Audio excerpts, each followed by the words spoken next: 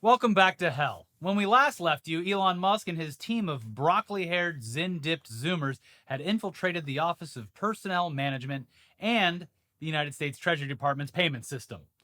Not good, right?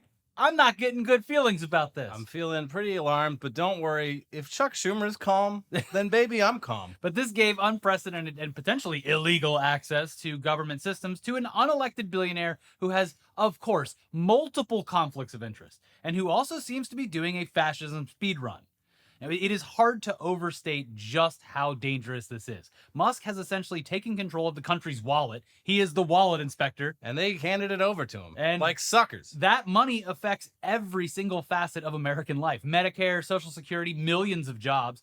And by the way, this includes all of the data attached to this. Yeah, Information on citizens. You know how it's bad when like Equifax or whatever gets hacked and they find out like your social security number and a bunch of other vital details about you. That's all on these computers. Yeah. That these fucking broccoli-haired, Zin-munching Zoomers are rifling short wearing, Zoom meeting taking Zoomers. And yeah, it is what many people are saying, a fucking coup. Because he has quite literally taken control of the U.S. government, it seems. Specifically its finances. And is just running around, ripping out the wires, just like he did with Twitter. Yeah, ripping out the wires and selling it for the copper. Yeah. And he didn't stop with the Treasury Department because shortly after our last episode aired, Musk set his sights on the Agency for International Development, USAID, or as people have been referring to it, USAID, which I guess is inaccurate, but that's what everyone's been saying. It's very easy. I've heard either version. Yeah. And that's an agency that was started by the Kennedy administration, and it supports countless humanitarian projects and medical services overseas.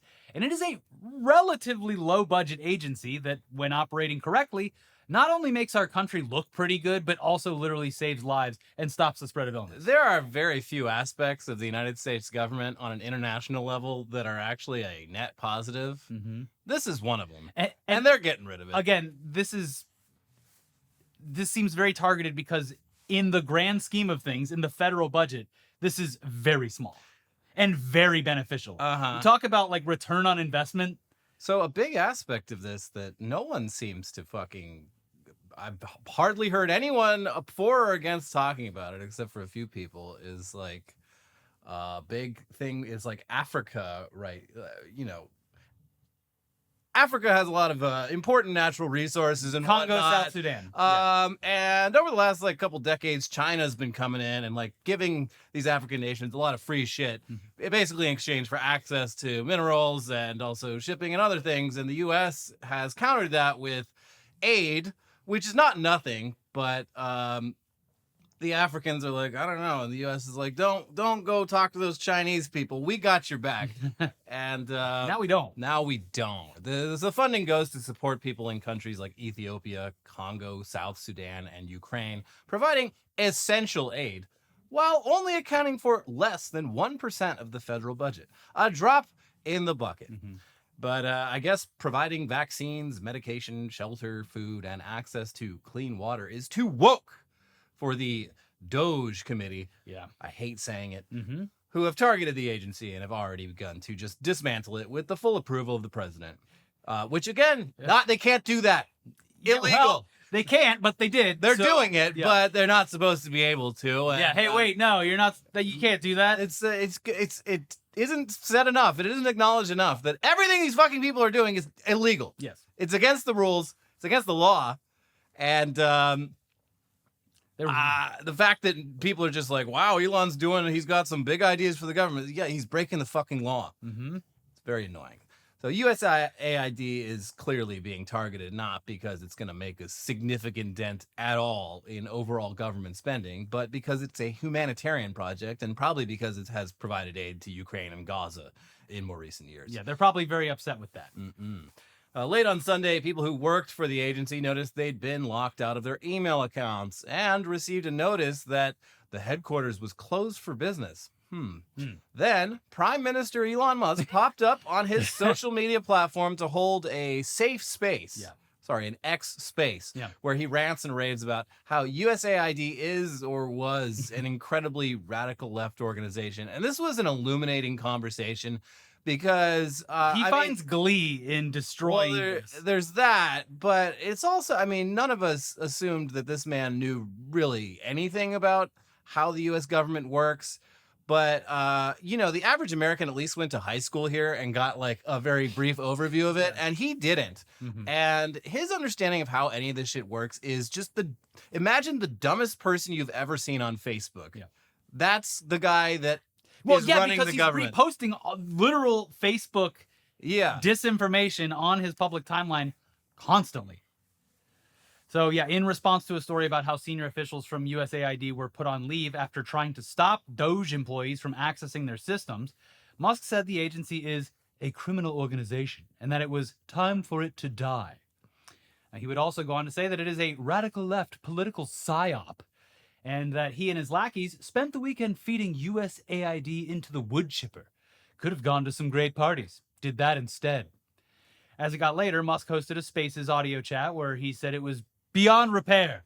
USAID beyond repair, and that he'd spoken with the president who agreed with the shutdown. The Associated Press adds that members of Musk's Department of Government Efficiency, known as D.O.G.E, eventually did gain access Saturday to the aid agency's classified information, which includes intelligence reports, the former official said.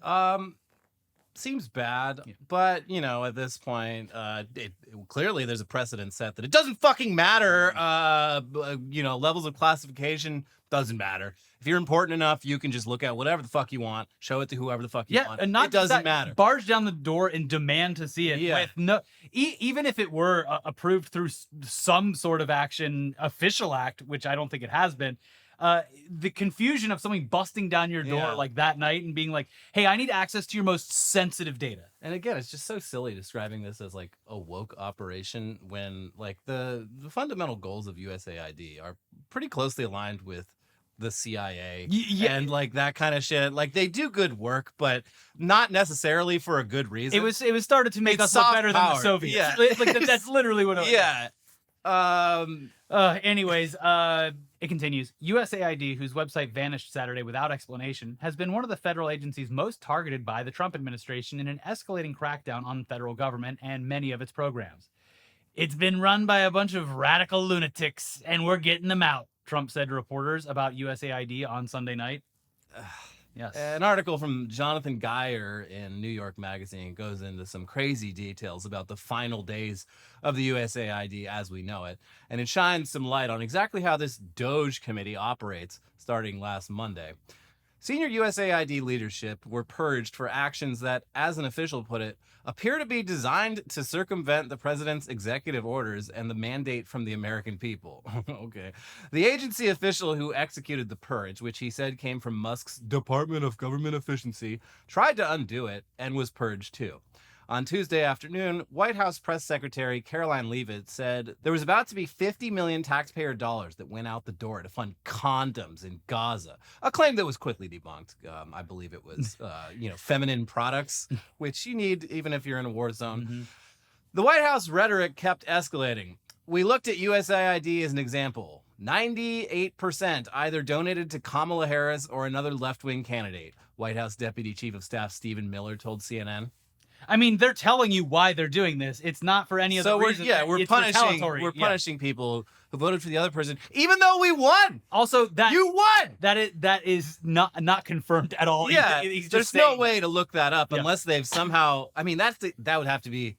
No, they don't know that because that's all at the state level, and they're just assuming that and saying it. So meetings were canceled. Employees started getting escorted out of buildings while their work laptops and phones were confiscated.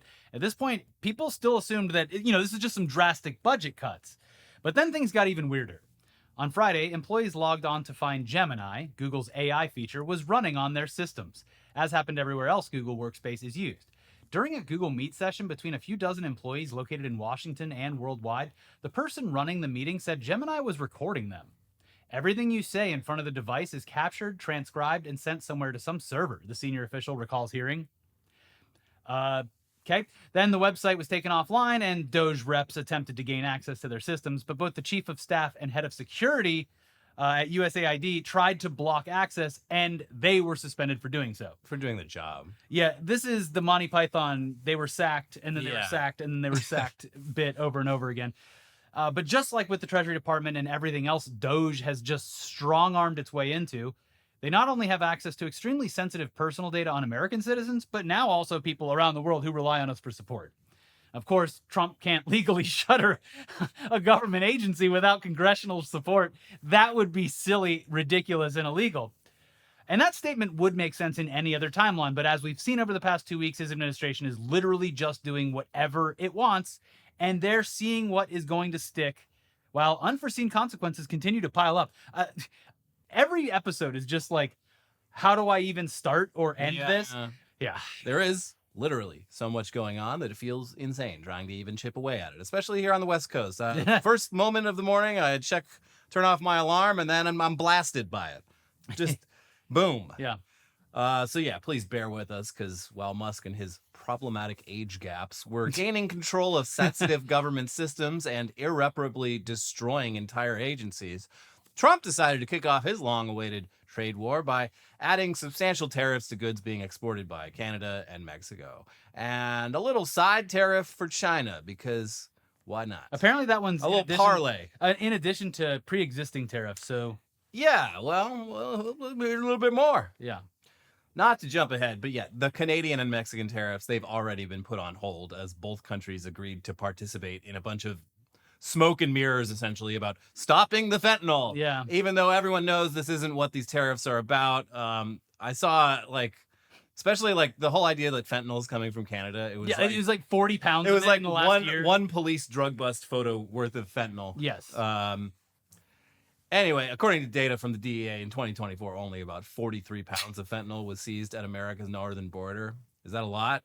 You could probably kill the entire population of the world. It's technically a lot, but compared to the southern border, they went on to say it's like 20,000 pounds at the southern border. 43 pounds is enough to kill every cop in America 10,000 times. It's crazy. The fentanyl was actually, as people have pointed out, going down. It was on a downturn because the Mexican president and stuff like that. But now they get to say it's because of Trump, because she basically committed to stuff that was already committed to. Same with Trudeau, which is kind of like, I get why he did it. Like, the best way to trick a bully is to just agree to do something you were already going to do. Mm-hmm. But also, Trudeau, you have nothing. He's out. You're out. Anyway. You can do whatever the fuck you want. You can tell Donald Trump to eat your ass, but there's nothing that can happen. Yeah. Some government officials in British Columbia did try to do that, and we'll get to that too. But, sweet. Also, it should go without saying, this entire opioid crisis was created and exploited domestically when the pill mills and prescription painkillers ravaged the entire nation, to the benefit of one family in particular, the Sacklers. Yeah. Can we put tariffs on them? Can we deport them? Send them? No, they struggle to even take their names off of the buildings they've sponsored. Can we put the Sacklers in Guantanamo Bay? I'll take it. Mm-hmm. So yeah, obviously fentanyl is bad, but that just seems like a convenient excuse for what took place here. Regardless, for a few days, and probably still as of right now, the whole world is justifiably pissed off at us, specifically Canada and Mexico. And our neighbor to the north in particular has decided to stop being so polite. Yeah, over the weekend, fans at NHL and NBA sporting events in Canada expressed themselves by drowning out the U.S. national anthem with a cacophony of boos. And it was pointed out that this was the Ottawa Senators. And it's like, well, at least some senators are doing something about this. Okay. And also, British Columbia's Premier David Eby announced that their province would immediately stop buying American liquor from red states in particular. I have directed BC liquor sales to immediately stop buying American liquor from red states. Liquor store employees will be removing the most popular of these brands from government store shelves. And images did start popping up online showing signs at liquor stores instructing customers to buy Canadian. Yeah. They are proud of their Canadian whiskey. Get back to that Seagram 7. It tastes great with a 7-Up. It's called a 7 and 7, and you're going to love it. You're going to love the Crown and Coke. So yeah, we've already been over it countless times, but it is, of course, worth repeating just how destructive these tariffs would be for everyone, including American citizens who just, for whatever reason, don't seem to understand how much we rely on these imports and how much we'd be paying if these tariffs went into effect. It also should be pointed out that even though these tariffs were didn't happen, the stock market, which is It did react. the stock market, which is apparently like the one litmus test for how good or bad any president is doing, I even guess, though yeah, it's like a stupid fucking way of looking at things. Yeah. The stock market has been terrified. Mhm. It's been in utter chaos for the last 2 weeks ever since he took office. Yeah. But it doesn't matter when he does it. But yeah, with the tariffs causing prices to rise across the board, that would run counter to the narrative of lowering prices or stopping inflation. Yeah. In fact, just the threat of these tariffs sank the stock market Monday morning, which rebounded slightly after the tariffs were put on hold. And that temporary agreement is a result of both countries telling Trump that they will stop migrants and drugs from coming into the United States, which, again, even if you buy everything that Republicans say about the southern border, still doesn't make any sense at all for Canada. No. But at this point, it's pretty obvious that Trump actually really does have his sights set on acquiring Canada This as is so our fucking stupid. beautiful 51st state. Stop. He is not joking, and you should definitely take him seriously. This was a shot across the bow, this tariff thing, because he really focused on that. Look, what I'd like to see Canada become our 51st state. We give them protection, military protection. We don't need them for the cars. We don't need them for lumber. We don't need them for anything. We don't need them for energy. We have more energy than they do. We don't need them for energy. It's so dumb. Yeah, of course it's stupid, but But yeah, take him seriously. He was able to bully our most vital trade partners into saying that they're going to be tougher on the border and that Mexico in particular is going to be sending troops to the border. But also the U.S. had to agree to stop the flow of weapons into Mexico from America. Yeah, which, like, hey, by the way, this is never gets brought up enough, but all the weapons that the cartels have are purchased in America and smuggled into Mexico. And if we're talking about things flowing over the border, I feel like they've got a pretty strong grievance there as well. Mm-hmm. Now, Canada seems to have agreed to be tougher on fentanyl and agreed to appoint a fentanyl czar, as well as send more support to the border. I mean, they apprehended less than 50 pounds in a year crossing the border. Also, it's fucking impossible to properly police drug smuggling. We've failed at it for decades, and fentanyl has the unique advantage of being extremely easy to smuggle with devastating quantities because a minuscule amount is extremely potent, especially if you're a cop. yeah, you can't even be in the same room. Can't even be in the same city. Yeah, also everything Canada agreed to, this was something they'd already announced a few months ago, but now they're like, get to say, oh, Trump, it's your idea, we're doing it. Yeah. I believe part of Mexico's agreement was also stuff they already had planned. It's so dumb. But while the trade war is on hold temporarily for 30 days, Trump is still pointlessly engaged in a war within his own government, in some cases with people that he appointed in the first place. My brother in Christ. You are responsible. But Trump has obviously taken aim at the FBI, specifically any agents who were even tangentially involved in investigating the January 6th riot. We're going to change it to female body inspectors, finally. Kash Patel might actually do that. The headquarters is going to be on Panama City Beach. Woo! Woo! So this is like with everything else Trump has done so far, clearly political retribution with no regard for how these personnel changes could affect active investigations or, I don't know, prevent potential terrorist attacks. It's also a weird way, this is not... I don't think maybe they did. Maybe some of them signed up and said, I would like to work on this case. But from my understanding of how law enforcement works, They're assigned to. You get assigned. You don't really have a choice in what you do. And if you were assigned to prosecute the January 6th rioters, if you had said no, that would have been career suicide. So I don't know. It seems like a bit much for people who are just doing their fucking jobs. Well, one thing Trump wasn't able to anticipate was an FBI bureau chief from New Jersey who goes by the Drizz. And yeah, I'm listening. It is bizarre to state out loud, but the Drizz has temporarily prevented some career agents from being fired for working on those riot investigations. And the fact that Brian Driscoll, aka the Drizz, is even in a position to be able to protect his fellow agents is the result of yet another Trump administration fuck-up. Woo! Here's how he got there. And we're just going to read straight from his Wikipedia because it summarizes it perfectly. He applied for the female body inspectors and somehow he was put in charge of the FBI. Yeah, he's like, well, hold on. That woman's wearing a large shirt that has a small body paint airbrushed on it. Let's get it wet. And they saw that and he's like, damn, he got it. Get him in here. No, that's not what happened, but it's actually just as dumb. Following the 2024 presidential election, the Trump transition team asked Driscoll to serve as deputy director of the FBI underneath Robert Kissane as acting director.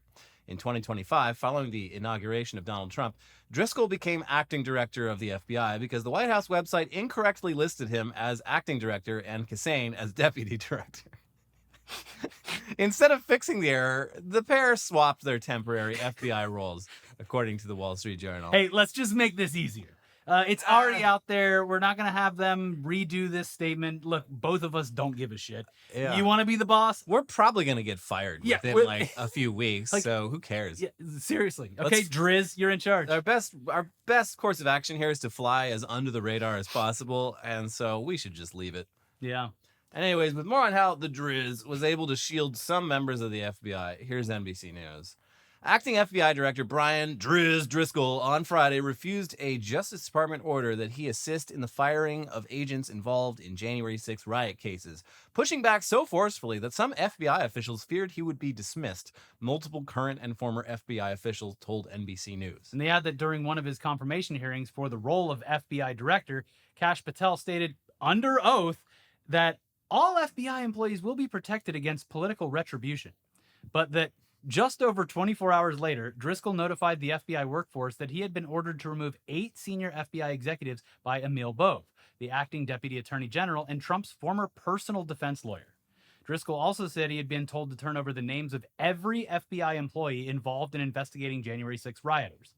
Driscoll stated that the 8 executives had been forced out, but did not say whether he would turn over the broader list of January 6 related FBI investigators. A list that he noted encompasses thousands of FBI employees, including him. Yeah, it's a lot of cases. a lot of hands working on this. It was a domestic terrorism case. Yeah, it's talking about thousands of suspects. Yeah. In a message that circulated widely among Bureau personnel, an FBI agent summarized what happened as, bottom line, DOJ came over and wanted to fire a bunch of J6 agents. Driscoll is an absolute stud. Held his ground and told White House proxy DOJ to fuck off. So, hell yeah, the Drizz. The Drizz did it, I guess. And here you go, Elliot. Finally, it is your time to shine. The explanation of what Chuck Schumer was up to over the weekend. And telling the White House and the DOJ to fuck off is certainly a lot more than Senator Chuck Schumer did.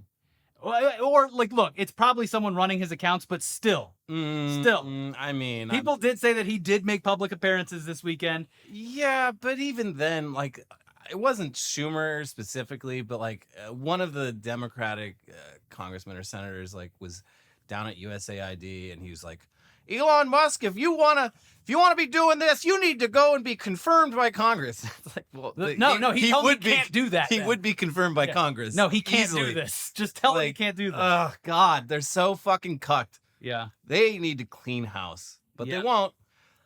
But yeah, Chuck Schumer, compared to the Drizz, not doing so much. He's the virgin in this drawing. On social media this weekend, our Senate Minority Leader posted to a platform that's already engaged and knows how tariffs would affect them financially. And he said things like, you're worried about tomato prices.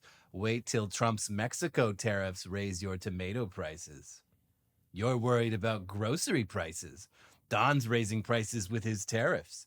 You're driving to work. Wait till Trump's tariffs raise your gas prices. You're watching the Super Bowl next week. Wait till Trump's tariffs raise your pizza prices. Cool. Thank you, sir. The NFL is going to sue him for using that term without the express written Sorry, consent. I meant the big game. The big game. Yeah.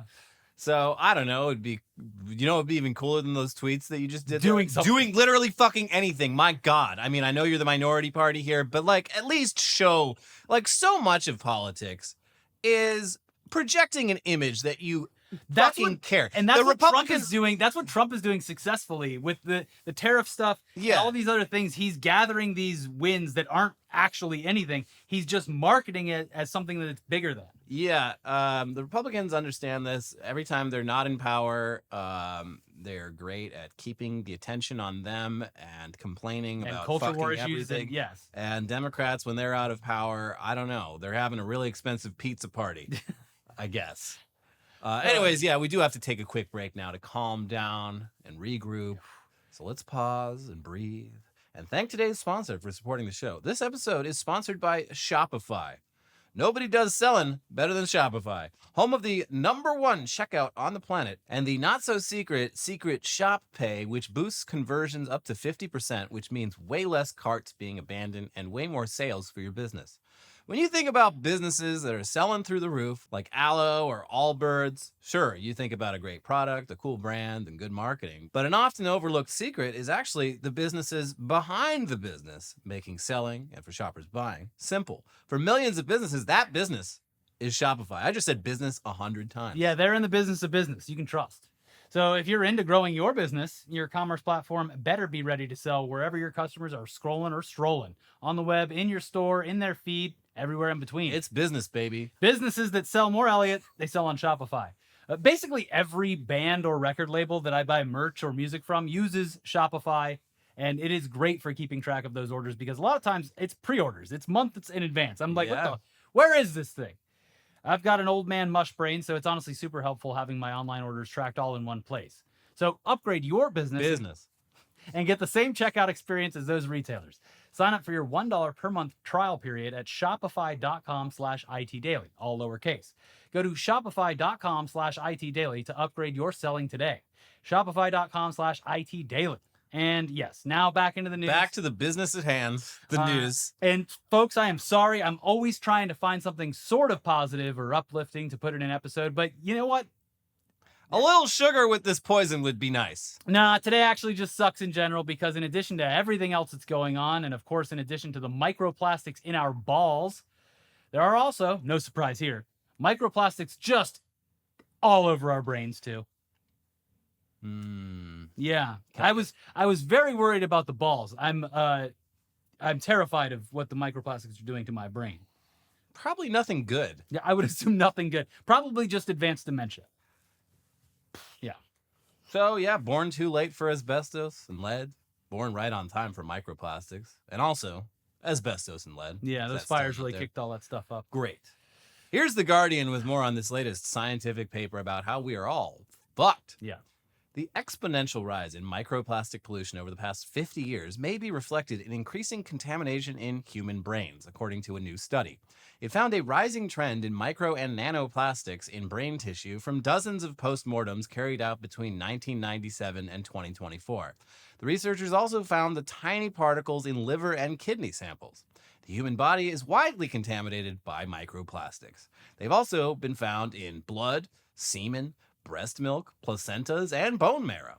The impact on human health is largely unknown, but they have been linked to strokes and heart attacks. Yeah, this is going to be one of those things where you look back in 50 or 100 years and they're like, oh, God, that's where everything really got fucked up, at least on personal health-wise. That's how they got us. And that's not any of our responsibility for the most part. I mean, yes, you could be better about not using plastic products, but this was a long time before us and is currently contaminating. Do you think this is why boomers are all so fucking insane? Because they had the lead and the asbestos and the microplastics. Yeah. They got the trifecta. Imagine how bad we're all going to be. Yeah. I am the one who is the boomer now. It continues. The new research published in the journal Nature Medicine analyzed samples of brain, liver, and kidney tissues from 28 people who died in 2016 and 24 who died in 2024 in New Mexico. Microplastic concentration was much higher in the brain tissue. It was also higher in brain and liver samples from 2024 compared with those from 2016. Yeah, but it's a very short amount of time. God. Yeah, less than a decade. Yeah. Like, oh, no. Yeah. The most common plastic found was polyethylene, which is used in plastic bags and food and drink packaging. The scientists also found that the concentration of microplastics was about 6 times higher in brain samples from people who had dementia. However, the damage dementia causes in the brain would be expected to increase concentrations, the researchers said, meaning no causal link should be assumed. But yeah, this is definitely doing terrible things to us. No causation, but I'd say some correlation. Yeah. All right. Well, That's even worse than everything else we talked about today. Yeah, I know. What the fuck? Now, to give you a break and to give everyone else a break, Okay, this is me being a nice guy. There's a lot of bad stories. I'm a nice guy. I'm a nice guy. I did find a somewhat positive news story. Oh, is it about? It's about a loving big old bear. Yeah, some local flavor. And we usually have so much bear news that's bad. I mean, it's a mixed bag, actually. I mean, like, most of it doesn't get national coverage, but I do like the stories where it's just like 5 news choppers in the air, like filming just a bear that wandered into like a neighborhood. Remember when that one town just wandering around, there was multiple bears attacking them, and it was just one very fat bear? Yeah, that fat bear was great. Well, okay. Hold on, because we got a positive news story in the wake of tragedy here. A massive 500-pound, which is huge for this area, 500-pound bear was found alive and in a crawl space underneath a home that was evacuated during the Eaton fire that destroyed large parts of Altadena and the surrounding area. That's gigantic. It's huge. I can't imagine that fitting in the normal home. It would take up the whole room. And apparently, like, they were like, oh, the bear. First, they were like, oh, the bear took shelter under the house during the fires. And they're like, no, actually, it seems like the bear was already living under the house before the fires. Hey, where'd everybody go? Hey, nobody's leaving any food. Well, I'm not getting out from here. It's all fiery out there. It would be so funny if this family was so oblivious that, like, their indoor Ring cameras just had a 500-pound bear going through their cupboards at night. How do you miss a bear that big? I don't know. Any movement at all, I would assume, would like shift the house. You would feel it. It must be a big crawl space. Yeah, it's a huge crawl space. So, yes, as I reacted to earlier, 500 pounds in this area That's a chonker. It's huge. And it's incredible that he was able to, whether or not he escaped the fires in an active scenario or was just camping out under that house for a while. It's still amazing to me. Here's CBS News with more. Sammy Arbid had a surprise guest hiding out at his Altadena home when he finally returned to the neighborhood after the Eaton fire. Cozied up in his crawl space was a 525-pound bear. We ended up putting a Ring camera with a light on it under the crawl space and found out we had a giant bear under there, Arbid said. It was nerve-wracking for a while. Arbid said some neighbors knew the bear as Barry, while others called him Victor. What? No matter what his name was, the community knew he lived just around the corner in Eaton Canyon, which is where the recent wildfire started. I think during the fire, he pretty much stayed in there, Arbid said. I think he was scared. Yeah. So the neighbors knew him. I mean, maybe that was one of his stopping that's points. Victor. Barry the bear. I don't know if it translates to bears, but one of my places that I lived at previously, the strays, they had like a whole thing. Like, they'd hit my place, then they'd have a neighbor. So maybe the bear was just like, he had his route that he was doing. Yeah. And he ended up luckily getting stuck at a house that was spared. It's a lucky bear. That is a lucky bear. Someone should bring him some honey for all his troubles. SoCal gas crews were also scared since they couldn't access the meter to turn the gas back on after the fire once they found a bear there. To help usher the bear along, the California Department of Fish and Wildlife set up a trap too tempting for it to ignore. So they went to Stater Brothers and bought some rotisserie chicken and sardines and tomato sauce, apples, peanut butter, all kinds of stuff, Arbid said. They made a feast for him. An offer he couldn't refuse. Luckily, the platter lured the bear out since the bear was too large to tranquilize. Experts trapped it and moved it. The biologist actually said it was the biggest bear he's ever seen in person, Arbid said. Neighbors were happy to hear that it was fine and had a good meal. He's pretty harmless, neighbor Patty Smith said. He just wants some good trash. Like, we all like some good trash. Patty, have you been feeding this bear? Hey, he likes cantaloupe. That's crazy that a bear researcher would say it's the biggest bear she's ever seen. In person. And this is not, like, Altadena is on... It's against the hills. It is flat lands. Mm-hmm. It is. That rises up. I've run there. There's a lot of elevation. There's elevation, but like this is not the mountains. This is a part of the city that's a little bit more out in the sticks. But you drive through there and it feels like you're in any other part of town for the most part. And look at the amazing people that live there. Like Patty Smith is just like, we all just want some trash, right? Yeah, a little bit of local flavor. Yeah. That's the neighborhood bear. I can only hope this bear gets to the level of fame as P22. When we desperately do. R.I.P. P22. Yeah. Anyways, the super big football game is this weekend. Did I run afoul of any trademarks? No. But we know that you're going to be watching us. Yeah, you're instead not of interested. Instead of the, oh God, I almost said it. I Instead of the literally big wait. game. Is Kansas City playing again? Kansas City? And, Okay, so you don't need to fucking. You've seen Kansas and the City. Eagles. Yeah. Fucking, oh, geez, Taylor Swift and. I was hoping boyfriend for are the gonna Bills because then it would be the battle of the fan bases because they're both crazy. So yeah. you've seen Kansas City play in the Super Bowl. You've seen them win. You've seen them win. Yeah, what's more to see? So you don't need to watch that. You will be watching us instead on stage at Dynasty Typewriter in beautiful Los Angeles, California, or from the comfort of your own couch on live stream or VOD. Yeah, and I know what you're saying. Oh, but I don't care about the game, but I want to watch the ads. Well, guess what? They put them all up on YouTube before the game even starts. Yeah. So you can watch them right now if you want. It's not an event. Yeah, like it used to be. But for those of you who are, we'll get to the information on how to participate or come see us or watch online in a second. But for those of you who are interested in that big game, you should know that the state of Louisiana, who is, of course, hosting the event, it's at the Superdome or whatever, we have our priorities in check. And there is clearly nothing to worry about. Now, first on the priorities list, of course, making sure that the big game halftime show is not offensive to anyone. Oh, that's going to be hard. Which is, it's going to be tough this year in particular because Kendrick Lamar is performing. He's going to offend Drake. Yeah, so at the very least, Drake's going to be offended. Which... He's Canadian, but that is going to be the 51st state. Did Drake attend the Grammys? Because I didn't watch it. No, I don't think he did. Apparently Kendrick won everything and total cultural had the whole crowd also like singing along and like shouting out like A minor. Yeah, a preview of 1 week from that night, which is the Super Bowl, where the entire country gets to scream that at it's Drake. It's just crazy that Universal Music was able to trick everyone into not only loving this song but also giving it multiple major industry awards. Yeah, but yes.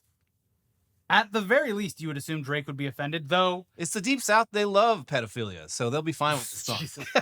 But I guess local lawmakers probably aren't as up to speed on how far in advance that this stuff is booked. I think they're like, oh, crap, the Super Bowl's coming. What do we hate about the Super Bowl? Those nasty women who dance around during the halftime show. Yeah, those hoochie-coochie women. So they've recently decided to lend their voice to a conversation that people are certainly tired of having. Here's Entertainment Weekly. A group of 17 Republican Louisiana legislators sent a letter earlier this month to the leaders of the Greater New Orleans Sports Foundation and the Louisiana Stadium and Expo District, pushing for a more family-friendly Super Bowl halftime show, slamming previous performances from Rihanna and Jennifer Lopez as lewd and offensive. While certainly a large amount of support exists among many Louisianans who are excited about the Super Bowl coming back to New Orleans, many are also hardworking taxpayers with children who have serious concerns about the fact that past Super Bowl halftime performances have been Western family-friendly. The letter reads in part, while the missive does not specifically call out Kendrick Lamar, this year's halftime performer, it does ask the groups to use whatever means are at your disposal to ensure that this year's Super Bowl halftime show is as family-friendly as possible, and requests that future contracts for the use of facilities that are funded and paid for by Louisiana taxpayers ensure in writing as part of the contract that any performance conduct adheres to Louisiana community decency standards. Shrimp. Sounds like government overreach. It does. So yeah, everything is going to be very lame in the future if we keep on this path, but, well, I mean, again, priorities in check. They don't want any hips gyrating in the stadium. No. We went through this with Elvis, and look what happened. I hope they only film Kendrick Lamar from the chest up. Yeah. In case he decides to gyrate. Yeah. But yeah, so no booty shaking in the stadium. Will the area's largest tourist destination be secure? Sort of. We would hope. Okay, I mean... Did they get those bollards up and running? I know it feels like ages ago. But New Orleans just suffered a horrific terror attack on New Year's, specifically on Bourbon Street, which is the most popular spot for tourists, obviously. I mean, the attacker drove a truck through a crowd of people. It was horrible. But with that tragedy so fresh in everyone's minds, you would assume that Bourbon Street would be a very secure area for the large crowds that will be attending the game or just visiting to be a part of the general festivities. So here's the thing. Again, priorities, Elliot. Coolers are banned, but permitless concealed firearms are good to go. I feel so safe. Here's Fox 5 with more on this bizarre but very specifically American news. Visitors heading to New Orleans for Super Bowl week will encounter heightened security in the French Quarter, including bag searches and military-style checkpoints. However, under Louisiana's permitless carry law, legally owned firearms will still be allowed in the area. Security precautions include bag searches for illegal items such as explosives, but under state law, adults 18 and older without a criminal record can legally carry a concealed firearm without a permit. In the fucking blackout capital of the country. Yeah, everyone's wasted. Like, drinks literally designed to make you lose consciousness. And make poor decisions. Yeah. It is... it just doesn't make me feel very good. No. Legally possessed firearms will not be restricted in the security zone, Louisiana State Police Sergeant Kate Stiegel told NOLA.com. Did you want to do the voiceover again, Elliot, or are you happy with it? No, I'm good with it. Okay, That's what she sounds like. Let's go. However, firearms will still be prohibited in bars, casinos, government buildings, and along parade routes. Okay. Well, that's good because there's a parade route just pretty much everywhere. You can throw your own parade there. Yeah, there's constant parades. Luckily, they'll be able to immediately identify which bad guys, and only the bad guys, are carrying concealed weapons. And don't question the wrong person who clearly knows their rights and is legally allowed to be carrying it there. That's right. City leaders have repeatedly pushed for restrictions on firearms in the French Quarter, arguing that dense crowds and alcohol consumption make the area especially risky for permitless carry. Hello, it's the Common Sense Department. Yeah. However, efforts to carve out a firearm restriction have been unsuccessful in the state legislature. You can't bring your cooler, but you definitely bring your Glock, Arthur Hunter, a former judge and New Orleans police officer, jokingly told NOLA.com. Despite the expanded gun laws, law enforcement officials said they will still enforce existing restrictions. Guns remain prohibited in bars and other designated areas, and police have the authority to question individuals suspected of negligent carry. However, some law enforcement leaders warn that while weapons may be banned in certain locations, people are likely to leave guns in their cars while visiting restricted areas, creating potential security risks. If somebody really feels the need to bring a gun down here and they leave it in their car, they really should be getting a lockbox. NOPD Deputy Superintendent Nicholas Gernon told WWL. Just a suggestion. By the way, when you're coming down here, you want to go to the bar. I mean, look, for us, for everyone else, leave the gun in the car. But also, maybe put it in a fucking lockbox. I know how easy it is to just put it on the dashboard, but, Yeah. you know... You don't have to. I'm just suggesting maybe taking a little more care. Yeah, you put it where you put your keys, in the sun visor. That's the most secure spot. Nobody ever looks in the sun visor. Nope. You go up there to check their reflection, boom, a gun falls in their lap. Yeah. That's confusing. In every movie. Yeah. They're always just like, oh, geez, where's the gun for this car? Oh, there it is. Right next to the keys. Sweet. So yeah, I mean, I don't even know how to explain it. Just, to me, utterly baffling priorities. Yeah, And a very American priority. Don't worry about the big game. Worry about answer for it live. It's going to be Sunday. If you're even around LA and looking for something to do, what a wonderful night out with friends. Yeah. Come down to the Dynasty Typewriter to see us, the Willems, Some Smosh folks. Smosh folks answering questions, trying to be funny. This is Smosh X Funhouse X Internet Today. It's never been done before. What will happen? What will be left of us? It's too powerful. Yes. I can be trusted with the substance. Give it to me. If you can't make it in person, you can watch it online. And it's actually a very cool feature that they do. And we would love to break all the records that Dynasty Typewriter and I believe has. the VOD is also available for a couple days afterwards in case you want to pause and go... Take a pee. Do whatever you want to do. Check out the Puppy Bowl. Come back. Watch some ads. Yeah. But yes, please, we will leave a link in the description below for all information. We want this to be successful because we want to do more cool stuff like this. So with your support, we can make it happen. Even if you just get the VOD or the live stream, let's unintentionally DDoS their servers. Let's do it. Yeah. Now, other things you have to do, like the video, click the like button. It helps get our channel in the algorithm. You know what it does. Leave a comment, put on those gloves, smash it. Boom, boom, boom. Smash it like an alligator smashes a coconut. I don't think they come in contact that often in Louisiana, but... well, maybe they do, maybe they don't. I can't wait to see you on the new log flume, the Tiana's Bayou Adventure in Disney. Ha, ha, ha. It's a great movie. Oh, Sacre Blue, they made this game. They made this ride too woke. Bring back the racist animals now. Zippity doo dah. I want to sing zippity doo dah. Okay, well, anyways. Gumbo. Shrimp.